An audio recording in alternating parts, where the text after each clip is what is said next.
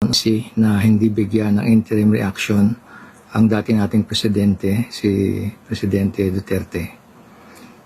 Halos 2 araw kong binasa yung binasa nila, yung desisyon na ginawa nila. At sa tingin ko lang, hindi ko at kung ma-share ito ng ibang mga tao na nag-aral ng desisyon ng ICC. Ang napansin ko lang po ay 3 lang talaga ang halaga kung bakit hindi binigyan ng interim release ang ating presidente. Ang unang-una po, ang nagdesisyon ay appeals chamber. Kasi kung matatandaan ninyo, wala pa tayo actually sa actual trial. Nandun pa lang tayo sa pre-trial. Kaya sinasabi ng abogado ni Presidente Duterte na habang naghihintay ng actual trial, kung pwede lang, may mga dahilan na i-release mo na siya. At binigay lahat ang posibleng dahilan ng abogado sa ICC na kung maaari lang i-consider nila. Yun nga ang nilagay una, yung kanyang health, yung kanyang physical and mental condition, at saka yung humanitarian reason, yun ang binigay niya. Pero doon sa sinabi ng ICC, nung binabasa niya yung desisyon na nila, natatakot lang sila meron daw risk. Ano ba yung risk na yun? 3. Ibig sabihin, natatakot sila, number 1, doon sinatawag na flight, ibig sabihin, tumakas. Sa kondisyon naman ni Presidente Duterte, sa tingin ko naman, hindi natatakas yun. Sinabi na nga niya mismo, personal, na haharapin niya lahat ang kaso niya. Yun ang isang dahilan na sinasabi ng ICC. Ang pangalawa, yung tinatawag na interference, baka daw siya manggulo sa mga proceeding ng investigasyon at saka yung guluhin ng mga witnesses. Ang pangatlo, sinasabi nila na baka daw ituloy na Presidente Duterte ang pagdukot, ang pagpatay, lalo na daw ng mga witness dahil daw meron pa rin daw siyang influensya dito sa Pilipinas ng mga connection niya at saka connection daw niya sa abroad na maaari daw niyang gawin yon pagka inilabas na siya ng ICC as interim release. Pero tayo mismo nakakaalam, hindi lang tayo, ang buong mundo, hindi lang mga Pilipino, maski non-Filipinos, ang nagsasabi talaga na ang kondisyon, ang ginawa ng presidente ay laban sa masama. At siya ay mahal halos lahat ng mga Filipinos, hindi lang dito tsaka sa abroad. Makikita nyo naman yan sa mga posting nila. Makikita nyo naman sa mga YouTube, sa mga TikTok, sa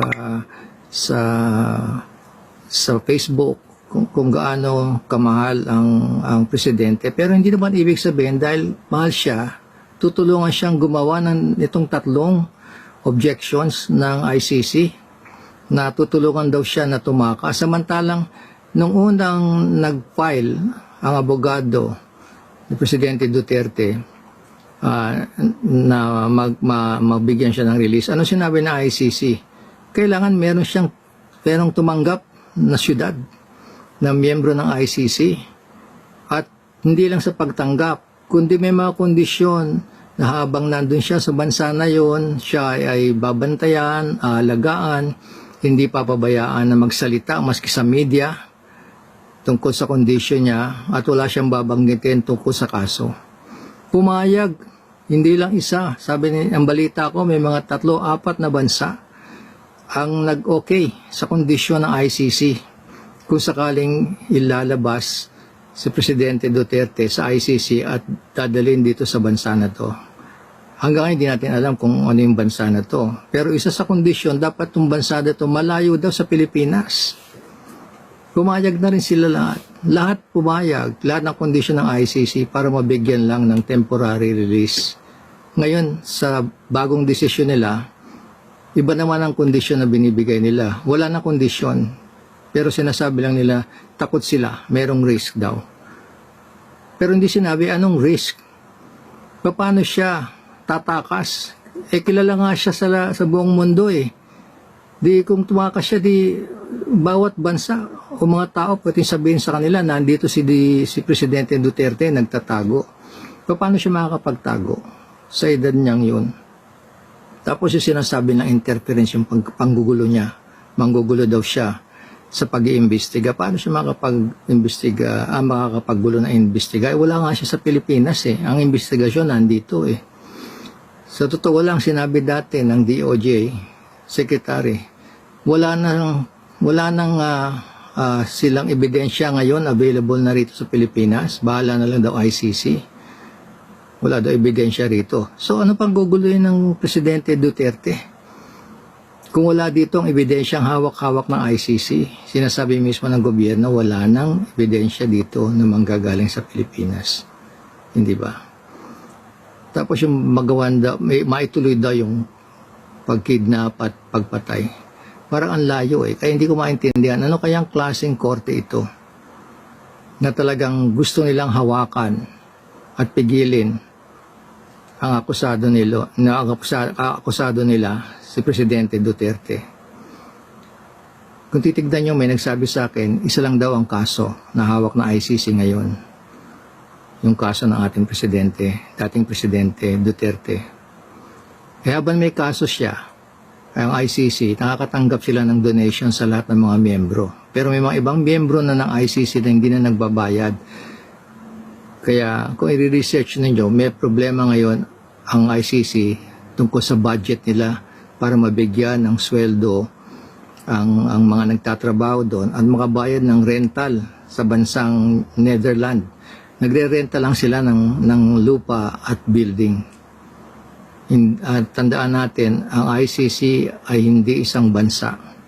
Ito isang organisasyon lang ng mga iba-ibang abogado sa buong mundo na piling-pili para maging miyembro ng ICC. Kung walang miyembro sila, walang magbibigay ng membership fees, walang magbe-maintain sa kanila, at wala nang kahulugan kung bakit sila kailangan mabuhay pa.